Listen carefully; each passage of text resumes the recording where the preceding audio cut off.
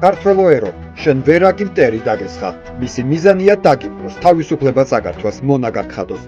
შენზე მოიწევს მტერი შიშველ ტიტველი, მშიერი და ჩვეულის ზღვის ზარცვა გლეჯვას. თუ მისი განზრახვა განხორციელდა, უნდა გამოეთხოვოს შენს სახკარს, შენს ქონებას. შენი თვალით დაგანახებენ შენი ოჯახის აწიოკებას და ნამუსის ახდას.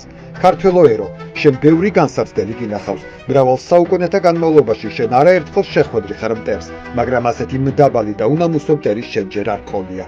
ეს მტერი მამაცია მხოლოდ ლაჩრებთან, მაგრამ ლაჩარია მამაცებთან და შენს ჯარს და გვარდიას ეს სიმამაცე არ ეყრია. მთელი კვირა ის გაშმაგებით ებრძვის მასზე უფრო მრავალრიცხოვან მტერს.